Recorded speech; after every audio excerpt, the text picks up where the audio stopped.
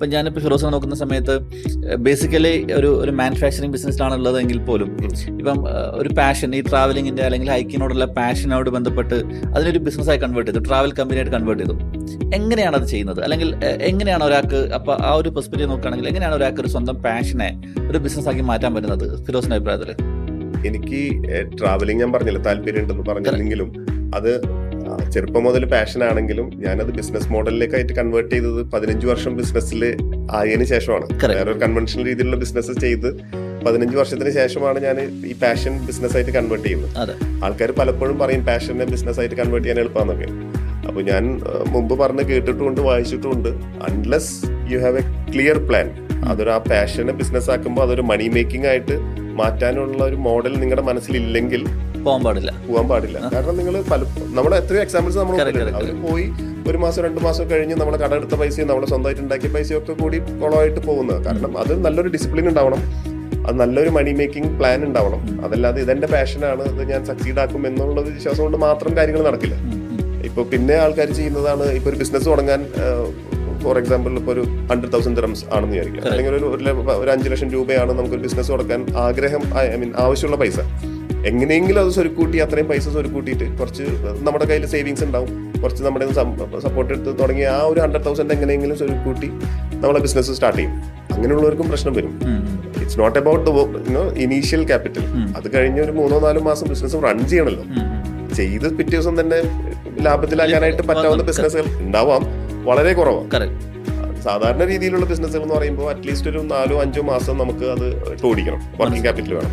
ഒരു അനദർ 300,000 നമ്മുടെ കയ്യിൽ നമ്മൾ തുടങ്ങാൻ ഉദ്ദേശിക്കുന്ന പൈസയുടെ അത്രയെങ്കിലും അറ്റ്ലീസ്റ്റ്, അതല്ലെങ്കിൽ അതിൻ്റെ ഒരു 2-3 മടങ്ങ് നമ്മുടെ ഒരു ബാക്കപ്പ് കാണാതെ ബിസിനസ് തുടങ്ങുമ്പോഴും വീണ്ടും ഈ പറഞ്ഞ പോലെ ബാങ്ക് ലോൺ ആയാലും ബാങ്ക് പ്രശ്നങ്ങളായാലും കടക്കാരായാലും ആകെ ടെൻഷനായി. പിന്നെ ടെൻഷനാണ്, അവർക്ക് കൊടുക്കണോ, ബിസിനസ് ഓപ്പറേറ്റ് ചെയ്യണം, അവർക്ക് തിരിച്ചു കൊടുക്കണം, ലാഭം കാണിക്കണം, ആ സ്ട്രെസ് ഈ സ്ട്രെസ് എല്ലാം കൂടി പിന്നെ ആകെ കൊളായി, പിന്നെ മുങ്ങല.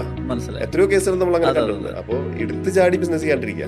പാഷൻ ഉണ്ട് എന്നുള്ളത് കൊണ്ട് അത് ബിസിനസ് ആയിക്കോളം നിർബന്ധം. അതിനൊരു പ്രോപ്പർ പ്ലാൻ ഉണ്ടാവണം, എക്സ്പീരിയൻസ് ഉണ്ടാവണം. ഇങ്ങനെയുള്ള ആൾക്കാർ, താങ്കളെ പോലെയുള്ള കൺസൾട്ടന്മാരെ എടുത്ത് കാരണം പലപ്പോഴും ഈവൻ പല പേജുകളിലും കൺസൾട്ടന്മാരുടെ പേജുകളിലും യൂട്യൂബ് ചാനലിലൊക്കെ ഞാൻ വായിച്ചോ, പിന്നെ ഇവർ പറഞ്ഞിട്ട് വേണമല്ലോ ബിസിനസ് തുടങ്ങാൻ, അങ്ങനെ ഒരുപാട് നെഗറ്റീവ് കമന്റ്സ് ഞാൻ കേട്ടിട്ടുണ്ട്. പക്ഷെ അവർ മനസ്സിലാക്കേണ്ട, ഈ ആളുകൾക്ക് മനസ്സിലാക്കേണ്ട ഒരു കാര്യം എന്ന് പറഞ്ഞു വെച്ചാൽ, ഈവൻ ധീരുഭായ് അംബാനി അദ്ദേഹത്തിന്റെ ബിസിനസ്സിൽ വരെ 4-5 ടോപ്പ് വേൾഡിലെ കൺസൾട്ടൻസ് ആണ് അവിടെ വർക്ക് ചെയ്യുന്നത്.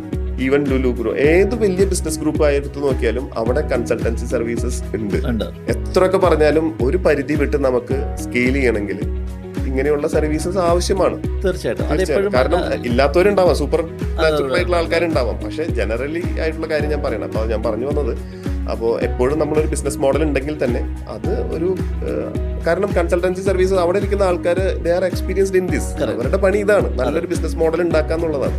അത് നമ്മൾ കാണുന്ന പോലെ എല്ലാവരും കാണും. ഫിനാൻഷ്യൽ ആസ്പെക്ടിൽ കാണും, പിന്നെ മാർക്കറ്റിംഗ് ഓപ്പറേഷൻ കാണും, കാണാത്ത പല ഏരിയാസിലുണ്ട്. അപ്പൊ എല്ലാം കണ്ടിട്ടാണ് അവരൊരു പ്ലാൻ ഉണ്ടാക്കുന്നത്. അപ്പോഴാണ് ഇങ്ങനെ ഉണ്ടാക്കും. ഈവൻ എനിക്കും അങ്ങനെയുള്ള ഇത് വന്നിട്ടുണ്ട്, ഓരോ കാര്യങ്ങളും റിയലൈസേഷൻ ഉണ്ടായിട്ടുണ്ട്. നമ്മൾ ഇങ്ങനെയുള്ള നിങ്ങളെ പോലെയുള്ള അല്ലെങ്കിൽ വേറെയുള്ള കൺസൾട്ടന്മാരുടെ അടുത്ത് സംസാരിക്കുമ്പോൾ, കൺസൾട്ടന്മാരായിക്കോട്ടെ ബിസിനസ്സിൽ തന്നെ എക്സ്പീരിയൻസ് ഉള്ള ആൾക്കാരായിട്ട് സംസാരിക്കുമ്പോഴാണ് പല കാര്യങ്ങളും അൺവൈൻഡ് ചെയ്യുന്നത്. ഇങ്ങനെയും ഒരു കാര്യം ഉണ്ടായിരുന്നല്ലേ, അങ്ങനെയും ഒരു കാര്യം, I didn't look into it, I didn't see this coming. മനസ്സിലായി. അങ്ങനെയുള്ള സാധനങ്ങൾ പലപ്പോഴും ഉണ്ടാവും. ബിസിനസ് കണ്ടിന്യൂസ് ലേണിംഗിന്റെ ഭാഗമായിട്ടുള്ളതാണ്. കാരണം ബിസിനസ് ഒരിക്കലും നമ്മൾ പഠിച്ചു തീരുന്നില്ല. കണ്ടിന്യൂസ് ലേണിംഗ്, അതാണ് കണ്ടിന്യൂസ് ലേണിംഗ്, എക്സ്പീരിയൻസസ് ആണ്. അപ്പൊ പല ആളുകളിൽ നിന്നായിരിക്കും, നമ്മളിൽ തന്നെ ആയിരിക്കും. കഴിഞ്ഞു പോയ തെറ്റുകളായിരിക്കും നമ്മൾ പിന്നെയുള്ള കാര്യത്തുള്ള കാര്യങ്ങൾ നമ്മൾ തിരുത്താനായിട്ട് ശ്രമിക്കുന്നു. അങ്ങനെ വരാൻ പാടില്ലെന്നുള്ളത്. അപ്പോൾ ഒരു സംഭവം തുടങ്ങുമ്പോൾ ഇങ്ങനെ ബിസിനസ് ചെയ്ത് പരിചയമുള്ള ആൾക്കാരുടെ അടുത്ത് പോയി കഴിഞ്ഞാൽ അവർ പറഞ്ഞു കൊടുക്കും കുറെ കാര്യങ്ങളൊക്കെ. അതല്ലെങ്കിൽ ഇതിനെക്കുറിച്ച് മാത്രം പഠനവും റിസർച്ചും നടത്തുന്ന കൺസൾട്ടൻസീസ് പറയുമ്പോൾ അവർക്കും ഒരു ബോധ്യം ഉണ്ടാവും ഇതെങ്ങനെയാണ് ചെയ്യേണ്ടതെന്നുള്ളത്. അപ്പൊ അങ്ങനെയുള്ള കാര്യങ്ങളൊക്കെ ഉപകാരം. പാഷൻ നമ്മൾ ബിസിനസ് ആക്കി മാറ്റുമ്പോൾ നമ്മൾ അതിന്റെ എല്ലാ കോമ്പറ്റീഷൻസ് നോക്കണം, റിസോഴ്സ് ഉണ്ടെന്ന് ഉറപ്പുവരുത്തണം, അതിന് എക്സ്പോർട്ടൈസ് ഉണ്ടെന്ന് ഉറപ്പുവരുത്തണം. അല്ല, ഇതെല്ലാം കൂടെ ചേരുമ്പോഴാണ് ഒരു ബിസിനസ്സായി മാറുന്നത്. അതല്ലെങ്കിൽ പിന്നെ വെള്ളിക്കരണ്ടി വാങ്ങി ജനിച്ച കുട്ടികളാണെങ്കിൽ ഒരു പരിധി വരെ അവർക്ക് കുറെ ട്രയൽ ആൻഡ് എറർ നടത്താം. കാരണം അതിനുള്ള വെൽത്ത് അവർക്കുണ്ട്, പൈസ അവർക്കുണ്ട്, അവർക്ക് പിന്നെ പ്രശ്നമില്ല. അവർക്ക് പാഷൻ, വീട്ടിൽ ധാരാളം പൈസ ഉണ്ട്, അല്ലെങ്കിൽ സ്വന്തമായിട്ട് ധാരാളം പൈസ ഉണ്ടാക്കിയിട്ടുള്ളതായിരിക്കാം. ഇപ്പോൾ ഒരാള് മൾട്ടി ബില്യണർ ആയിരിക്കും, ആൾക്ക് ഒരു പാഷൻ തുടങ്ങണം, എത്ര വലിയ കാര്യമൊന്നുമില്ല. അവരെ നോക്കി ഇത് നടന്നില്ല, അടുത്ത മോഡൽ നോക്കി നടന്നില്ല, അവർക്ക് ചിലപ്പോൾ 6-7 മാസം ഇങ്ങനെ പരാജയപ്പെട്ടുകൊണ്ട് ഓടിച്ചു നോക്കി 8ാമത്തെ മാസം അല്ലെങ്കിൽ ഒരു കൊല്ലം കഴിഞ്ഞ് ബിസിനസ് റൺ സക്സസ്ഫുൾ ആയിട്ടുള്ള മോഡൽ റൺ ചെയ്യാൻ പറ്റുമായിരിക്കാം. അതിനുള്ള ഒരു റിസ്ക് അപ്പിറ്റൈറ്റ് ഉണ്ടെങ്കിൽ യു ഗോ ഹെഡ്, കുഴപ്പമില്ല. അതല്ലാത്ത പക്ഷം നിങ്ങൾ ഒരു അപകടമാണ് ക്ഷണിച്ചു വരുന്നത്.